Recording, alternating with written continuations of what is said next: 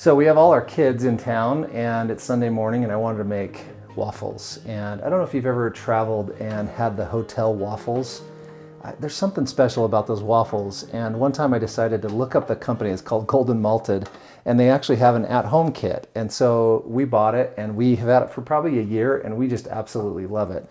Now, I will tell you, we've tried to recreate this at home because it has malt powder in it and some different things like barley extract and different things. We cannot get the same flavor. So we just end up buying these containers from them. And so that's what I'm gonna make this morning. And it's one of our favorites. We're also gonna make homemade whipped cream with agave because my wife's allergic to sugar, so we do it without sugar. And then we have some fresh fruit. Our kids love peanut butter and maple syrup on their waffles. That's really good too. So should be a really good, fun Sunday morning brunch. Okay, so first thing you want to make sure and do is plug this sucker in so it starts preheating and get it nice and warm. They send this stuff, it's like a treatment. I think you could also use Pam, but it's, help things stay from sticking. I usually just spray it on at the beginning before making waffles. We have a lot of kids, we have 5 kids, and so I'm gonna quadruple the servings. One serving does about 2 waffles of this, and so I'm gonna make as many as I can out of this container because it's getting to where it's almost gone. So we're gonna do 4 cups if we can. Might only be 3 in here. We'll see what it looks like.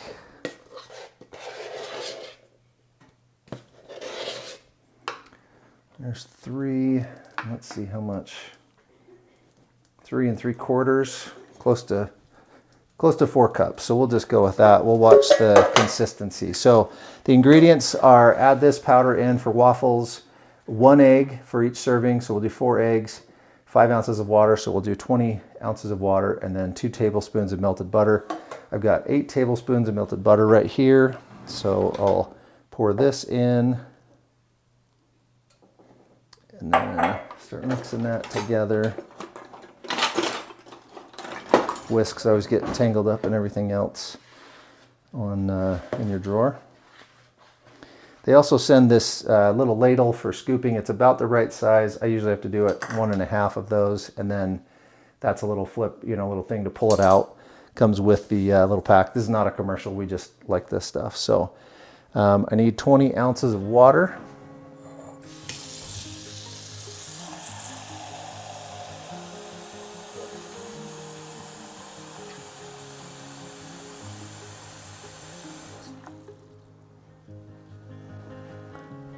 Got a little more than 20 ounces, so I won't use it all because we're a little under 4 cups too, so most of it.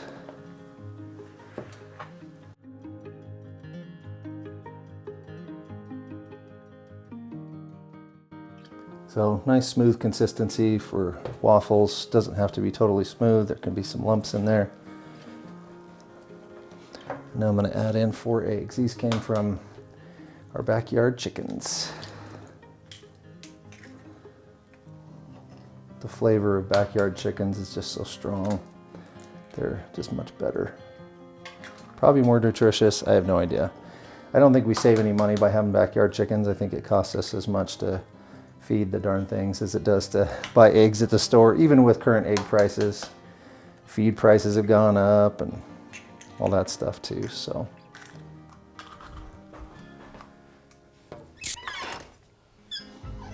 My wife always likes me to clean up as I go, so I try to throw things away. Okay, it still seems a little thick to me. The beauty of this waffle iron is when you put it in, then you flip it over like this, and that gets it to kind of make this hollow shell of a waffle, which is kind of what makes it special. It's like crispy on the outside and then just fluffy on the middle. It's not thick like a lot of waffles are kind of thick in the middle. This one has just a really unique texture that I just really like. It's more light than a lot of waffles. So that's the mix. Should be loose like this, and we're gonna start making waffles. The ladle is not quite enough at 1 scoop, so I usually do 1.5, and then you Pop it in, flip it over. The flipping, I think, just makes it so it coats the waffle iron everywhere and puts the, the batter everywhere, and then makes it that nice coated, crispy outside with the fluffiness in the middle. So we'll wait for 4 minutes here. And you see the steam rising, and as the steam kind of stops, that's when it's basically all the way cooked, most of the moisture out. I usually turn it over like that, open and check it. You want a nice golden brown color like this, and then you can grab it and pop it out. I love when they're crispy on the outside and soft in the middle, and so that's one waffle. We'll keep going here. And when I got this one cooking, what I'm going to do is start the scrambled eggs. Our chickens in the backyard don't produce enough to supply us with all our eggs, especially when everybody's over. And so we also, buy them from Walmart or Costco or wherever we're at. So I'm going to make them in this bowl. This is kind of a fun bowl. My grandma Speltz lived to be 100 years old, and about 3 months after she turned 100, she passed away. She was just an amazing lady. I remember one time we were standing with my siblings in a circle, and she was in her 90s, late 90s, and somebody dropped a pen, and I looked at that pen and I thought, oh, my back's kind of hurting. I don't want to grab that. And everybody else kind of paused. Well, my 97-year-old grandma reached down and grabbed that pen before anybody else and handed it to who dropped it, and she was just amazing. So I always just have fun memories when I use her bowl, and I have no idea how old. I remember when my son was a child, a little baby. He's 22, and the next week we would eat at her house, and she would use this bowl to put salads in. So that's something, 20-something years old at that point, and who knows how long she had it before then.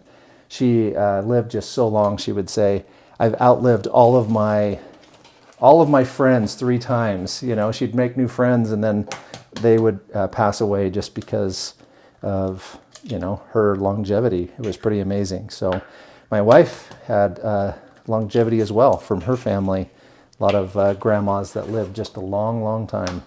No grandpas, so I think I'm doomed. I'm not going to live that long. But so I like to put all the eggs in a bowl, and then I put in milk to fluff up the eggs. So I don't know if that's something you do, but I learned that from my mom. She would just make nice fluffy scrambled eggs, and she always had milk in them.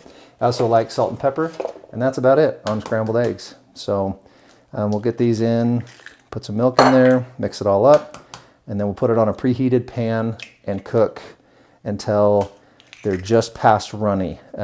If you cook them too long, they'll actually dry out and become kind of granulated, and then they're no good. So I'll show you when I get there. Okay, so we have about 2 dozen eggs in here. Waffles, because the toppings you put on them tend to be pretty sweet, and our family tends to be very savory people. We like salty. It's always been a problem for me. If I eat something really sweet, I have to go eat chips after, because they're just too sweet, and or my tongue is too sweet, and that saltiness balances it out. So I think for our family, when we make scrambled eggs with waffles, they're very popular because it makes that savory aspect to the meal. We're also having sausage with this meal, so 2 links of sausage and some scrambled eggs. For 6 people, I did 2 dozen eggs because my kids will eat them like crazy, and they'll just gobble them up. So we will make some scrambled eggs. So I'm going to grab some milk and put in there.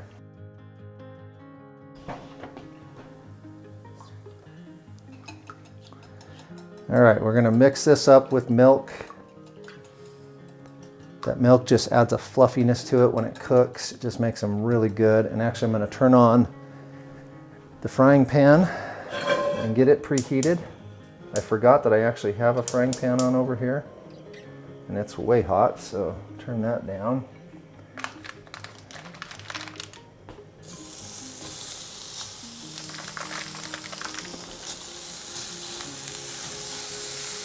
These are the pre-cooked, pre-made sausage, so just getting them warmed and browned is the key with those. So if you look at the waffle maker, you can see the steam rising up in the video. That's a sign that it is still cooking, that you've got time. When the steam stops coming up, then it's about ready to be done. And depending on how soft you like them, my wife actually really likes soft waffles, so a lot of times she'll cook them a little less because she doesn't like the crispy aspect to them. This bowl's a little small for this amount of eggs, but it's just fun to cook out of something that's tied to my grandma's spelts. I like bigger scrambled eggs, not the ones that are kind of small, and so the bigger you want the eggs to kind of stay and fluffier, the less you stir them as you put them in. So it's better to stir them up in advance. You can just make scrambled eggs by putting them in the frying pan and then stirring it up as you go. But I tend to do it this way, especially if I'm making a lot, just to get everything mixed in advance, and then I don't have to stir that much, and it keeps the pieces big as you cook them. There's still yolks down in here. I can't get them to pop. Still another one in there. Those are some strong yolks. All right, this has stopped steaming, so we're going to check it out. It is done. This pan was a little too hot. You always want to preheat your pan, especially if you're cooking with stainless steel or cast iron. Just makes it cook better, but you can see it was a little too hot, and it a little overcooked those, over-browned them. They're still going to be fine and taste good, but that was just because I got going too quick and got the pan overheated. Now cast iron takes a little longer to heat up because it is thicker and heavier duty, so it takes a little bit longer. So you want to give it plenty of time to heat, and then put your food in it. So a little bit of paper towel in there. I'm keeping an eye on these sausage, but I think my pan is pretty much preheated. You can always test it by dropping a little bit of liquid on the pan. And if the liquid dances like that, then it's actually supposed to dance. That kind of steamed off, so that means it's not quite all the way hot yet. So I'm going to give it a few more minutes. I'm going to keep adjusting these sausages. Again, these are pre-cooked, so basically you're just browning them to your taste. If you want them a little browned, I've kind of let them maybe cook a little more than they need to be, but if you like well done sausage, that works too. So, and we don't always cook on cast iron. We do like it sometimes. It adds extra flavor as you go. They're seasoned. That seasoning basically means there's some of the old food left in there, and so it really helps things be more flavorful, which is pretty cool. Okay, I think we are preheated in the pan, and we're going to pour this. This is just eggs and milk, and if you want it to be even more fluffy, you add a little bit more milk. So I've got one yolk in there that didn't get mixed up. So we'll let that cook. I'll add some salt and pepper as we go, and that lets the seasoning get down inside of the food and not just on the top of it. And we'll let that cook for a little while, and then we'll stir it very slowly. Like I said, I like kind of bigger chunks to these. I'm going to turn the heat down to medium, so I've got it down to a 5.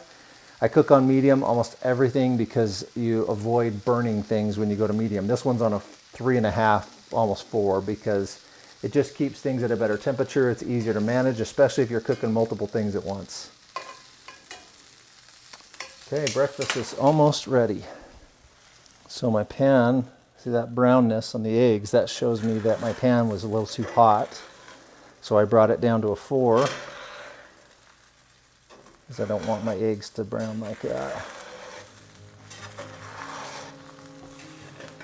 Every pan and every stove is a little different, so you just have to kind of play with it. And they'll still taste fine, nothing wrong with them, but if you do start getting that browning, then you just turn it down. I like rubbing off things while the pan is still hot. Careful not to burn yourself. These chunks are way easier to get off if you get them while they're hot.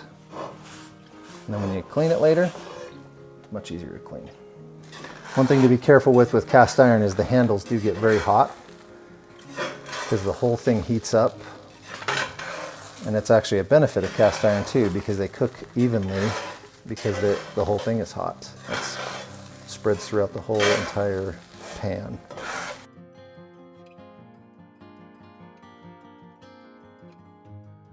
So if you look closely, it's a little bit liquidy right now, so it's undercooked, but I go right past that liquidy state, and that's where I like my scrambled eggs. Now my waffle just beeped, which means I have about 30 seconds before that's done.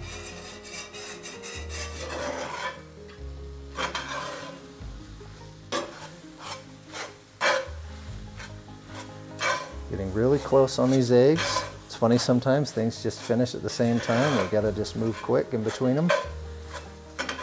Or if you have someone helping, have them help. Because I'm right there on these eggs. And cast iron actually continues cooking a little bit afterwards. So I actually try to stop a little early on the eggs. And I'm gonna put a little more salt and pepper on them. And then I gotta hustle over and take out the waffle, because it's beeping. I'm actually gonna take the eggs out of this pan because it is so hot. It's gonna continue to cook them and they'll become dry. So I don't normally do this, but because I cooked on cast iron today, I'm gonna pull the eggs out and put them in a bowl. Normally we just serve it on the table in the pan, so. Okay, so homemade whipped cream is actually super easy to do, and I assume it's better for us, but it's whipped cream, so it's really not that good for you. But we just buy heavy whipping cream, we add in a little vanilla and agave to taste. We do agave, you can use sugar. Most people probably use sugar, but sugar my wife's allergic to it, table sugar. If she has too much of even these alternative sugars, it could still be too much, and she gets a rash all over, not fun. So I'm gonna put about half of this bottle in here. This is just a Bosch, and then I'm going to turn it on and we're going to let it whip the cream, and I'll add in a little bit of vanilla just to taste,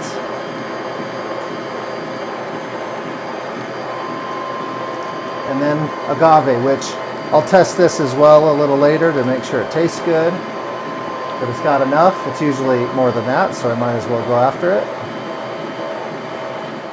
Usually takes 5 to 10 minutes for it to whip up.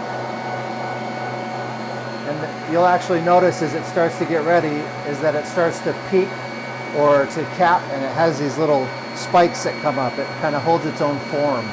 Right now it's just going quickly. I forgot there was a hyper mode. I just want to taste it, make sure we got it sweet enough. I'm going to add a little more agave.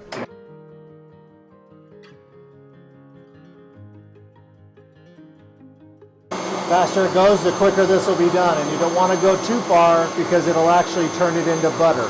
It'll become too peaky, too hard.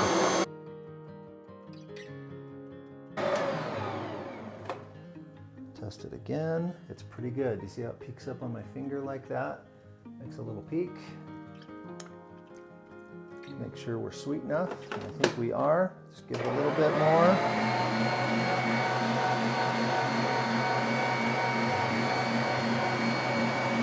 If you come in close here, you can see what it looks like. It's kind of leaving lines inside the cream.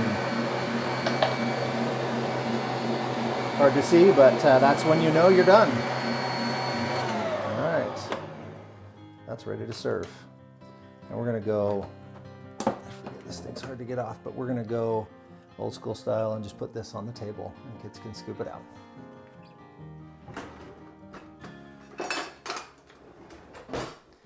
Come, let's gather around the table. Dinner's ready. It's not dinner though, it's breakfast. Breakfast ready. Come gather around the table.